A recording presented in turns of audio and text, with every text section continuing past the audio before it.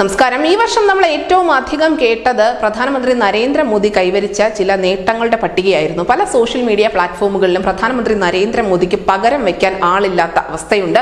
പല ലോക നേതാക്കളും പ്രധാനമന്ത്രി നരേന്ദ്രമോദിക്ക് പിന്നിൽ തന്നെയാണ്.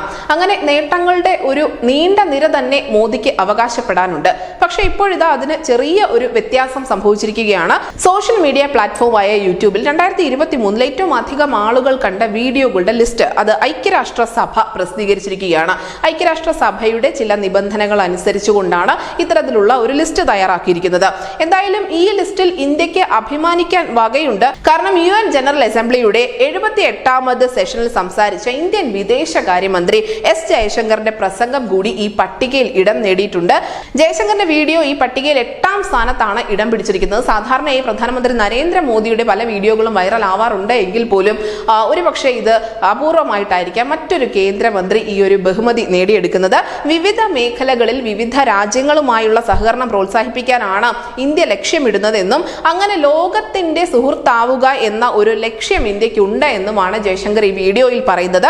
ഇന്ത്യയുടെ ഡിജിറ്റൽ വികസനം മാത്രമല്ല സ്ത്രീകളുടെ പങ്ക്, ധനകാര്യ സ്ഥാപനങ്ങളുടെ പരിഷ്കരണം എന്നിവ എടുത്തു കാണിച്ചുകൊണ്ടായിരുന്നു അദ്ദേഹത്തിന്റെ ഈ പ്രസംഗം ഉണ്ടായിരുന്നത്.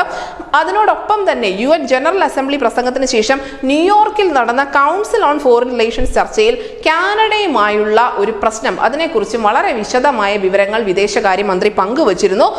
അദ്ദേഹത്തിന്റെ ആ പ്രതികരണം ലോക ശ്രദ്ധ പിടിച്ചു പറ്റുകയും ചെയ്തിരുന്നു. കാരണം ഖാലിസ്ഥാൻ വിഘടനവാദിയായ ഹർദീപ് സിംഗ് നിജാറിന്റെ കൊലപാതകവുമായി ബന്ധപ്പെട്ടുകൊണ്ടാണ് ഇന്ത്യയും കാനഡയും തമ്മിലുള്ള നയതന്ത്ര ബന്ധം ഉലയുന്നത്.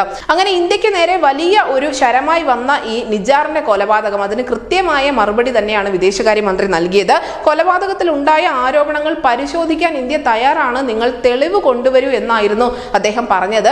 എന്തായാലും മന്ത്രി S ജയശങ്കറിന്റെ ഈ വീഡിയോയ്ക്ക് നിരവധി കാണികൾ ഉണ്ടായിരുന്നു. അതുകൊണ്ട് തന്നെയാണ് ഇത് ഐക്യരാഷ്ട്രസഭയുടെ ആ ഒരു ലിസ്റ്റിൽ ഇടം പിടിച്ചിരിക്കുന്നത്. അങ്ങനെ മോദിക്ക് പകരം മറ്റൊരു നേതാവ് കൂടി ഇപ്പോൾ ലോക ശ്രദ്ധയിലേക്ക് വന്നിരിക്കുകയാണ്. എന്തായാലും 2023 ഇന്ത്യയുടെ നയതന്ത്ര ബന്ധം അല്ലെങ്കിൽ അതിലുണ്ടായ ചില ഉലച്ചിലുകൾ, അതിനോടൊപ്പം തന്നെ മറ്റ് രാജ്യങ്ങളുമായി ഉണ്ടാക്കിയ പുതിയ ബന്ധങ്ങൾ, ഇതൊക്കെ ലോക ശ്രദ്ധ പിടിച്ചു പറ്റിയിരുന്നു. ആ നിരയിലേക്ക് തന്നെയാണ് ഇപ്പോൾ മന്ത്രി S ജയശങ്കറിന്റെ വീഡിയോയും ഇടം പിടിക്കുന്നത്. News desk city Malayalam.